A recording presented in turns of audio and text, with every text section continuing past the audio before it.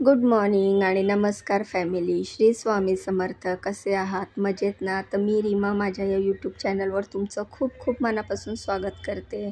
तर बघा मंडळी, मी कामावर चालली आहे आणि रात्री झोप पूर्ण झालेली नाही आहे, कारण घरात बांधकाम चालू आहे.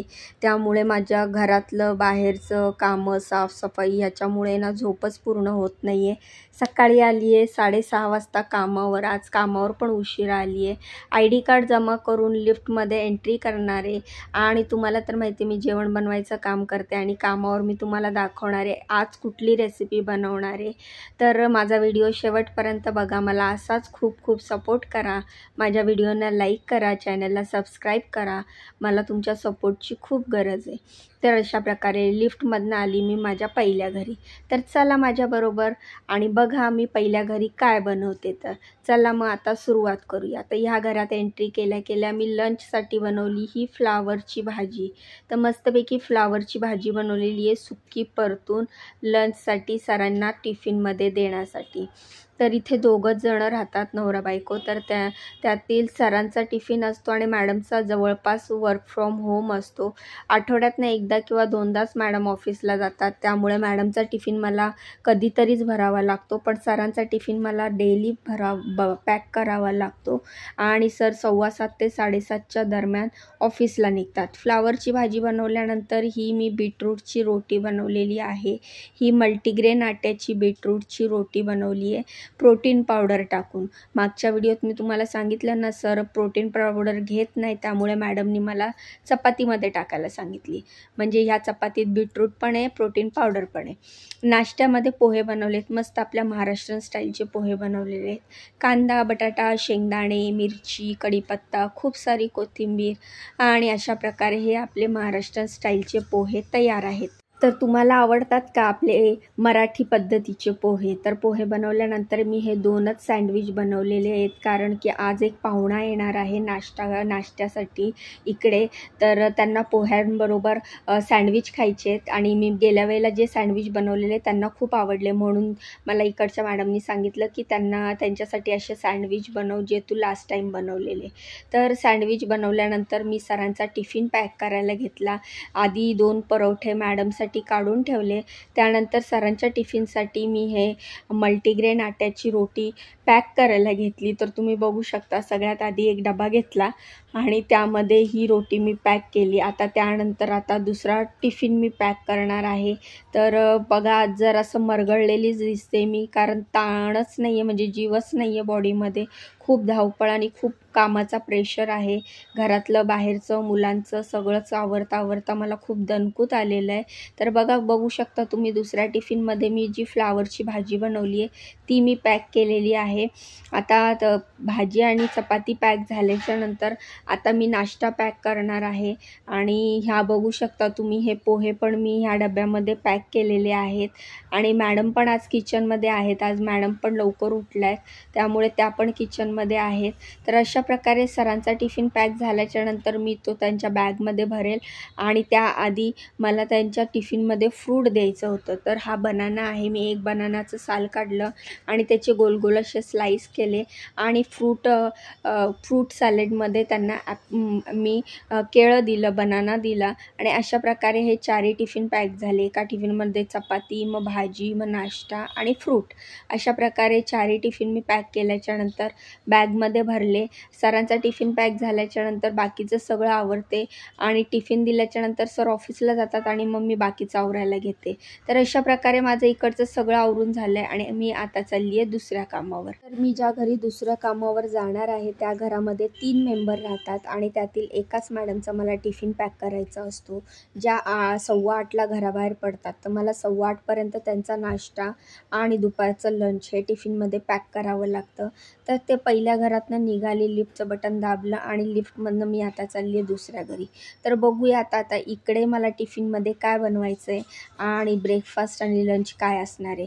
तर दुसऱ्या घरी मी दरवाजाची बेल वाजवली आणि घरात एंट्री केली आणि इकडे मी बनवलेली आहे बीन्सची भाजी. तर मस्तपैकी कांदा टाकला आहे, ओलं खवलेलं नारळ टाकलेलं आहे आणि आपले रोजचे मसाले टाकून मस्त अशी बीन्सची भाजी केलेली आहे. तर बीन्सची भाजी इकडे शक्यतो आठवड्याला वगैरे एकदा होतेच, कारण इकडे त्यांना अशा पद्धतीची केलेली बीन्सची भाजी खूप आवडते. अगदी थोड्याशा पाण्यात, म्हणजे नुसतं नावाला थोडंसं पाणी टाकायचं आणि ही वाफेवरच बीन्सची भाजी करायची आणि ते शिजल्याच्या नंतर त्याच्यामध्ये ओलं खवलेलं नारळ टाकायचा. खूप टेस्टी होते ही बीन्सची भाजी. त्यानंतर बनवलेल्या आहेत चपात्या. तर मॅडमचा टिफिन अजून पॅक झालेला आहे. आता मी चपात्या बनवलेल्या तुम्हाला दाखवते. मॅडमचा टिफिन पॅक झाल्याच्या नंतर मी आपला व्हिडिओ वगैरे काढायला घेते, कारण त्यांचा टिफिन पहिले देताना मध्ये गडबड नको. त्यानंतर दूध तापून ठेवलेलं आहे. दूध थंड पण झालेलं आहे आणि अशा प्रकारे बघू शकता तुम्ही किचन गॅस सगळं क्लीन केलेलं आहे. मी एवढी भांडी घासलेली आहेत. आता ही भांडी मी घासलेली भांडी पुसून वगैरे ही मी जागेवर ठेवणार आहे. तर चला मग मी बाकीचं आवरून घेते. माझं बघा सगळं आवरून झालं. आता मी भांड्या वगैरे पुसून घेते. बाकीच्या कढई वगैरे रिकामी करते. कढईत जी भाजी आहे ती काढून घेते छोट्या भांड्यामध्ये, म्हणजे कढई पण घासल्या जाते. तर अशा पद्धतीने बघा तुम्ही भाजी मी छोट्या भांड्यात काढली आणि सगळं जेवण झाकून ठेवलं. किचन गॅस क्लीन केला आणि त्यानंतर गॅसचं मेन नॉब बंद केलं. सगळे भांडे घासले, पुसून जागेवर ठेवले आणि आता मी चालली आहे घरी. तर घरी गेल्यावर घरची ड्युटी सुरू असते, पण त्याआधी आता सकाळी का असतं इथे मुंबईमध्ये खूप थंडी असते आणि एकंदरीत 7:30-8 वाजले ना की खूप कडक ऊन पडतं. त्यामुळे हा पडदा रोज खाली करावा लागतो, नाही तर किचनमध्ये खूप गरम गरम उन्हाच्या झळा लागायला लागतात. त्यामुळे मी खिडकी पण बंद केली, गॅसचं मेन नॉब बंद केलं, सगळी बटणं बंद केली, कारण मॅडम ऑफिसला गेल्याच्यानंतर घरी कोणच नसतं. त्यामुळे मग मला सगळं बंद करून व्यवस्थित जावं लागतं. अशा प्रकारे माझं इकडचं तर काम झालेलं आहे. म्हणजे आता माझी ही इकडची कामावरची ड्युटी संपली आहे, पण आता घरची ड्युटी सुरू होणार. तुम्हाला तर माहिती आहे बाई ही कामावरनं येऊन पण कामावरच परत येत असते, कारण की मी जरी 9:30ला घरी जाते, 9:30 पावणे 10पर्यंत मी घरी पोचते, पण गेल्या गेल्या मला लगेच किचनमध्ये उभं राहावं लागतं, कारण माझा मुलगा 10:30 वाजता क्लासला निघतो. मग माझ्याकडे अर्धा तास पाऊण तासच असतो. तोपर्यंत त्याला नाश्ता द्यायचा असतो, त्याचा टिफिन बनवायचा असतो, त्याला रेडी करायचं असतं. त्यामुळे मग माझी पण सकाळी धावपळ असते. पण मग एकदा का मी घरी पोचली आणि मग घरी मुलाचा टिफिन वगैरे दिला की त्याच्यानंतर ना मग मी सगळी कामं आरामात करते. पण आता घरामध्ये बांधकाम सुरू आहे, तर अशा प्रकारे मी लिफ्टमधनं खाली उतरली आणि आता मी चालली आहे घरी. तर माझ्या घरामध्ये बांधकाम सुरू आहे, त्याचा हा छोटासा व्हिडिओतनं तुम्हाला दाखवण्याचा प्रयत्न करते. ही गॅलरी आहे आमची.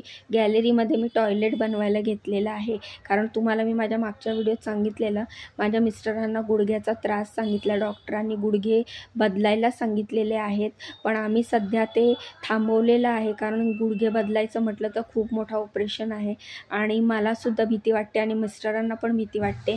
तर हे बाहेर त्यामुळे हे इंग्लिश टॉयलेट बनवायला घेतलं आहे, कमोड बनवायला घेतलं आहे, जेणेकरून त्यांना गुडघ्याला त्रास होणार नाही. तर बाहेर हे काम चालू आहे आणि आतमध्ये किचनचं म्हणजे बाथरूममधलं काम चालू आहे, टाईल्स लावायचं. तर अशा प्रकारे आत बाहेर दोन्ही ठिकाणी जे बांधकाम चालू आहे त्या दोन्ही ठिकाणी लक्ष द्यायचं. त्या मिस्त्री भिगारी लोकांना चहा वगैरे द्यायचा. तर ह्या सगळ्या परत हे सगळं एवढा घाण, एवढी पसारा, एवढं माती सिमेंट सगळं पडलेलं असतं, हे सगळं साफ करायचं. हे माझं रोजचं काम झालं आहे आणि त्यात थंड वातावरण असल्यामुळे त्या सिमेंटच्या ह्याच्यामुळे ना पूर्ण पाय वगैरे उरलेले आहेत आणि ते खूप झोंबतात वगैरे पायाला ते सिमेंटमुळे. तर हे बघू शकता तुम्ही किती पसारा आहे, किती घाण आहे.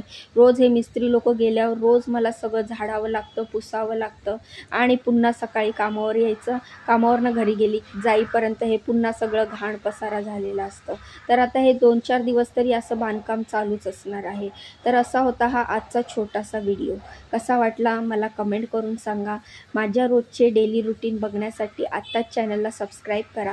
सबस्क्राईब केल्यावर बाजूचं बेल आयकन दाबा, जेणेकरून मी माझ्या चॅनलवर जे पण नवीन व्हिडिओ टाकेल त्याचं नोटिफिकेशन तुम्हाला मिळेल. आणि व्हिडिओला लाईक करून जावा, कारण लाईक आणि सबस्क्राईब फ्री आहे. तुमच्या बहिणीसाठी एवढं तरी करा, मला खूप खूप सपोर्ट करा. भेटूया उद्याच्या नवीन व्हिडिओत. तोपर्यंत बाय.